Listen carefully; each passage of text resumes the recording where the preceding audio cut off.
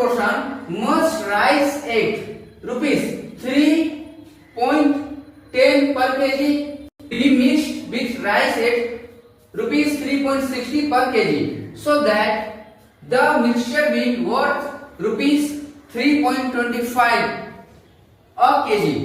ठीक है ना, यहां पर समझेंगे कि कोई मिक्सचर है, ठीक है ना, राइस का मिक्सचर है जो 3 रुपया 10 पैसा, 3 रुपया 10 पैसा का हम लोग क्या समझते हैं, 310 पैसे, ठीक है ना, ठीक है ना।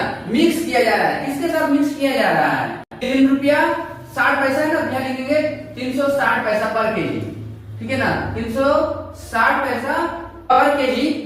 एक चावल है जो 310 पैसा पर केजी है, उसको मिक्स किया जा रहा है 360 पैसा पर केजी के साथ, और इधर को मिक्स करके बेचेगा कैसे, 325 पैसा पर केजी, ठीक है ना। तो ऐसा जो सवाल होता है ना, सच बता रहे हैं, स्टूडेंट लोग का दिमाग जो है ना चकरा जाता है, घूम जाता है, कंफ्यूज हो जाता है, ठीक है ना। आफत आ जाए, बाढ़ आ जाए, लेकिन एग्जाम में ऐसा सवाल ना है। लेकिन क्या होता है विथ ट्रिक, क्या होता है ना, ये सारे सवाल क्या है, हलवा के जैसा एकदम है, ठीक है ना, डालो गटाक से अंदर, ठीक है।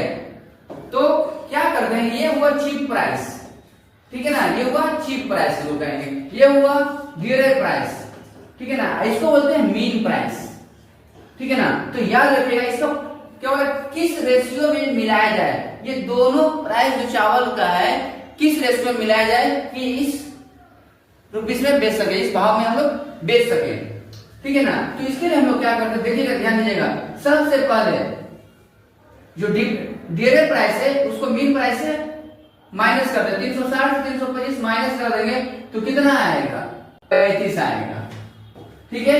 अब एक बार, अब इससे 325 से 310 में को माइनस कर देंगे तो कितना आ जाएगा, 15 आ जाएगा। तो 5 से 35 और 5 किया 15, तो ये हो गया 7:3, मतलब 7 भाग कम दाम वाला और 3 भाग ज्यादा दाम वाला रहेगा।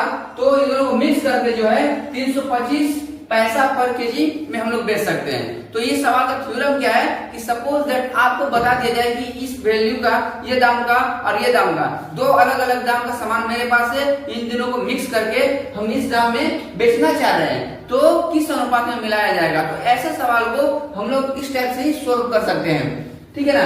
किस टाइप से कि जो ज्यादा दाम वाला रहेगा वो मीन प्राइस से हम लोग माइनस करके जो आएगा लिख देंगे, फिर इस मीन प्राइस को जो चीपर प्राइस रहेगा उससे माइनस करके लिख देंगे, दोनों को काट देंगे, वो वैल्यू